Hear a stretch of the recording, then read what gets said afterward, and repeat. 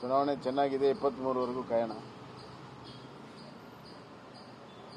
ಕೇಳಪ್ಪ sir, ಈಗ ಚನ್ನಪಟ್ಟಣ ವಿಚಾರದಲ್ಲಿ ಸಾಕಷ್ಟು ಚರ್ಚೆ ಆಗ್ತಿದೆ. ಜಮೀರ್ ಅಹಮದ್ ಅವ್ರ ಹೇಳಿಕೆ ಏನಿದೆ, ದೇವೇಗೌಡರ ಖಾನ್ದನ್ ಖರೀದಿ ಮಾಡ್ಬಿಡ್ತೀವಿ ಚಂದ ಎತ್ತಿ ಅನ್ನೋದು, ಅವರಲ್ಲೇ ಅಂದ್ರೆ ಕಾಂಗ್ರೆಸ್ನಲ್ಲೇ ಜಮೀರ್ ವಿರುದ್ಧ ಮಾತಾಡ್ತಿದ್ದಾರೆ.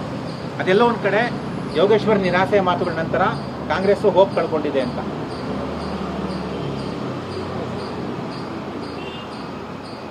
ಜಮೀರ್ ಅಹಮದ್ ಅವರ ಮಾತು ಇದು ಆ ಪಕ್ಷ ಈ ಪಕ್ಷ ಅಂತಲ್ಲ, ಒಂದು ನಾಗರಿಕ ಸಮಾಜದಲ್ಲಿ ಯಾರು ಕೂಡ ಒಪ್ಪುವಂಥದ್ದಲ್ಲ. ಒಂದನ್ನು ಅರ್ಥ ಮಾಡ್ಕೋಬೇಕು ನಾವು, ಬಡವ ಶ್ರೀಮಂತ ಅನ್ನುವಂಥದ್ದಲ್ಲ, ಎಲ್ಲ ವ್ಯಕ್ತಿಗಳಿಗೂ ಕೂಡ ತಮ್ಮದೇ ಆದಂಥ ಗೌರವ ಇರ್ತದೆ ಮತ್ತು ತಮ್ಮದೇ ಆದಂಥ ವ್ಯಾಲ್ಯೂ ಇರ್ತದೆ. ಯಾರು ಕೊಂಡ್ಕೊಳ್ಳೋಕ್ಕೆ ಸಾಧ್ಯ ಇಲ್ಲ, ಯಾರನ್ನು ಕೊಂಡ್ಕೊಳ್ಳೋಕ್ಕೆ ಸಾಧ್ಯ ಇಲ್ಲ. ಇದು ಎಲ್ಲರೂ ಕೂಡ ಅರಿವಿನಲ್ಲಿ ಇದ್ದರೆ ಇಂಥ ಮಾತುಗಳು ಬರೋಲ್ಲ. ಧನ್ಯವಾದಗಳು.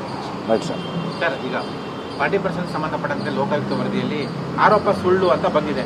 ನಿಮಗೆ ಇದು ಪ್ಲಸ್, ಏನು ಮಾಡಬೇಕು?